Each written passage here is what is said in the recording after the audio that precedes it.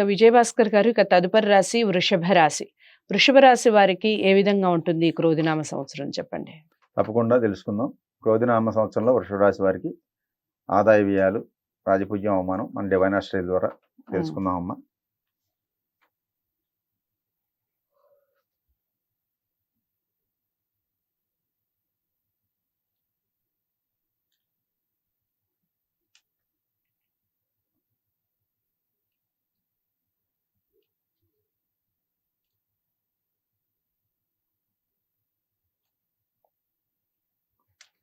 వృషభ రాశి వారికి ఆదాయం మన డివైన్ ఆస్ట్రాలజీలో 4 ఉంటే ఖర్చు వ్యయం 8 ఉందమ్మా.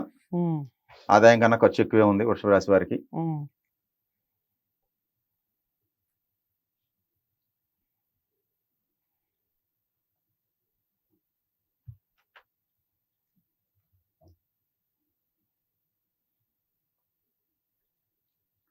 సో వీళ్ళకి రాజపూజ్యం 6 ఉంటే అవమానం 2 ఉంది.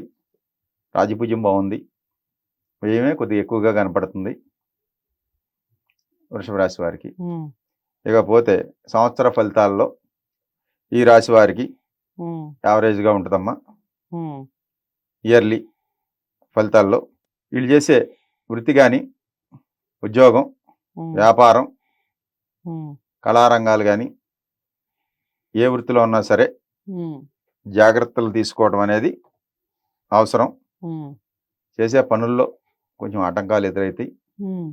సో ఆర్థిక సమస్యలు కానీ, ఆర్థిక సమస్యల వల్ల వచ్చిన మనోవ్యాకులత, మనస్సు కొంచెం బాధపడటం కానీ, శారీరక శ్రమ కానీ కలిగే అవకాశాలు ఉన్నాయి.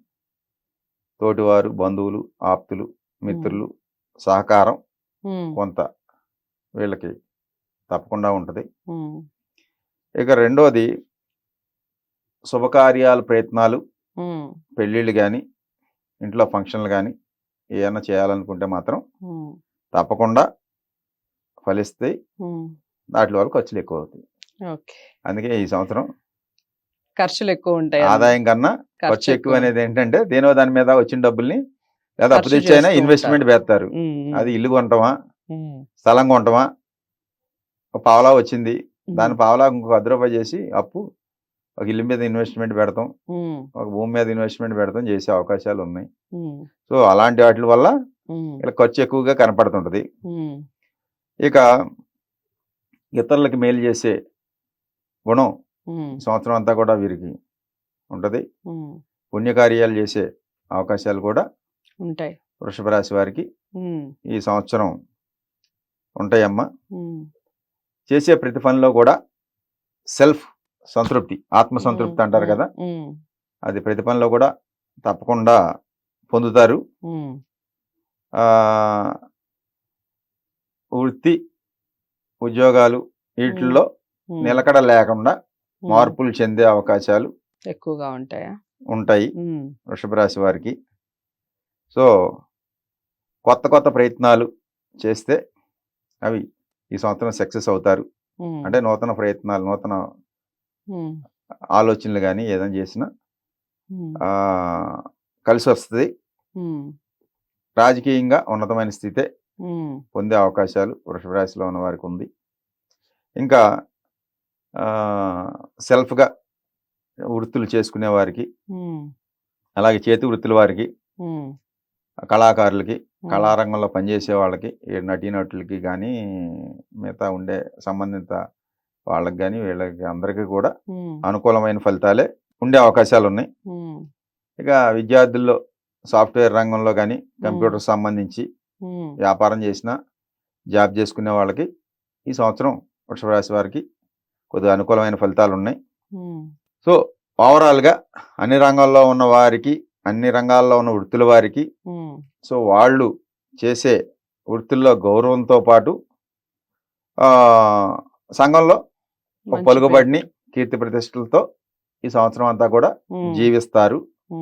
ఒక్క 2 రూపాయలు వస్తే 10 రూపాయలు రావాలి అన్న కోరికలు అని కాదు, కానీ ఖర్చు ఇన్వెస్ట్మెంట్ పెట్టేస్తారు, అది కనబడుతుంది.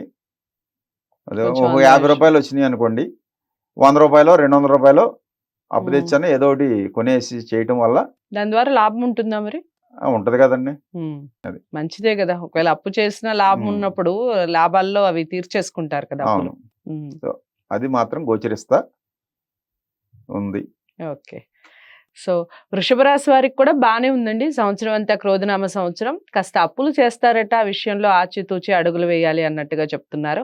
ఏదేమైనప్పటికీ మీ వ్యక్తిగత జాతకాలను పరిశీలించుకుంటేనే పరిహారాలనేవి చాలా చక్కగా చెప్పడం, దానికి తగ్గట్టుగా మీరు పరిహారం చేసుకోవడం వల్ల మంచి ఫలితాలనేవి ఉంటాయి.